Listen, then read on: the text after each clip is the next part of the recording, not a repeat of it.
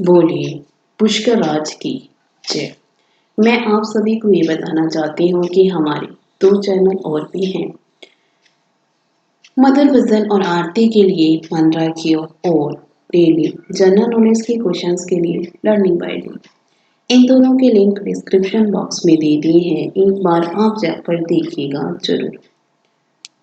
आइए पुष्कर महात्म के अध्याय 8 का गुणगान करते हैं। अगर आपको अच्छा लगे तो लाइक शेयर सब्सक्राइब जरूर कीजिएगा।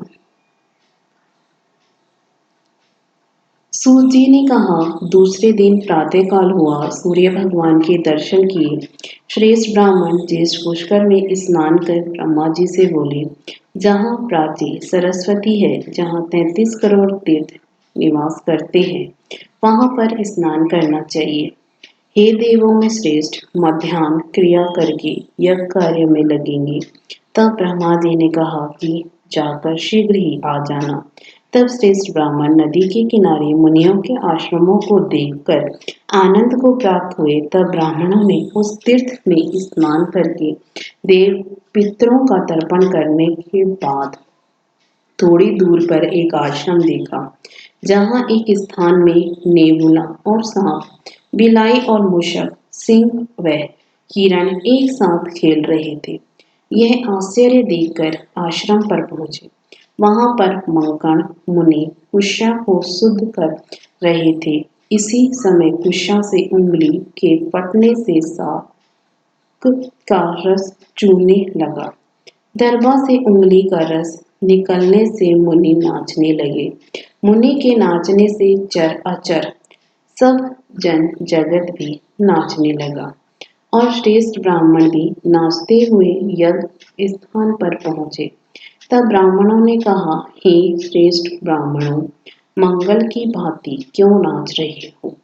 तब वे बोले, हे महाराज जी, हम और देवता अपनी इच्छा से नहीं नाच रहे हैं। इसका कारण तो प्राची सरस्वती के तीर पर मंकन ऋषि रहते हैं। उनके हाथ की उंगली कुशा के कटने के प्रभाव से सारा जगत नाच रहा है। यह सुनकर ब्रह्मा जी ने शंकर जी से कहा, तुम जाकर मुनि को नाचने से रोको। तब शंकर जी ने ब्राह्मण का रूप धारण कर जाकर बोले, हे तपस्वी, यह निंदित नृत्य क्यों कर रहे हो? इसे छोड़ो। तब मंकण ऋषि ने कहा कि हे विपेंद्र, मेरे तप के प्रभाव से सांप का रस निकला है। यह सुन के शंकर ने उनके देखते ही देखते हुए अपने अंगूठे पर तर्जनी अंगुली पटकी। तर्जनी अंगुली फटकते ही पांडु रस जैसा सफेद भस्म के पहाड़ जैसा ढेर हो गया। तब उस ब्राह्मण से कहा, हे ऋषिवर, देखो, ये भस्म अंगूठे के अग्रभाग से निकला तो भी मैं नहीं नाचता हूँ, और तुम थोड़े से सांप के रस के निकलने से नाच रहे हो, जो योग्य नहीं है। सूत ने कहा, वह ऋषि चकित हो गया और ध्यान लगाकर देखा तो महादेव के दर्शन हुए। तब महेश्वर ने कहा कि कोई वर मांगो। तब मुनि ने वर मांगा, जो मनुष्य कार्तिक शुक्ल पक्ष की द्वादशी को स्नान करके तो उसके पाप नष्ट होने चाहिए। तब महादेव ने कहा, कार्तिक शुक्ल पक्ष की द्वादशी को निसंदेह यहाँ पर उपस्थिति होगी, और जो नर नारी प्राची सरस्वती में श्रद्धा से स्नान करने के उनके जन्म जन्म के पाप नष्ट होंगे।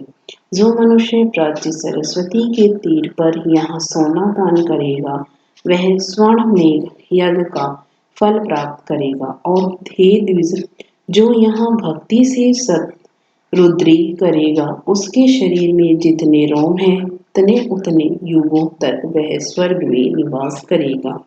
सूर्य ने कहा, महेश्वर, इस प्रकार कहकर अंतर्ध्यान हो गए और वह मंकण ऋषि भी नृत्य छोड़कर तप करने लगे। मंकण ऋषि कुछ समय तक तप कर उसी शरीर से शिवलोक में जा मिले। इसके साथ ही 8वां अध्याय समाप्त हुआ।